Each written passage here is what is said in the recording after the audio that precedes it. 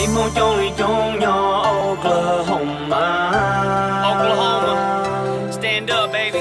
Vì bây giờ đang chờ tới cây mô nhé sự đời thế lý cho xa.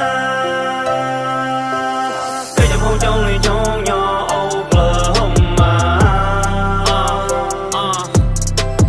Vì bây giờ đang chờ tới cây mô nhé sự đời thế lý lo ta. Cây mô trong ly trong nhỏ Oklahoma. Vì bây giờ đang chờ tới cây mùa nhé sự đời thế lý cho xa.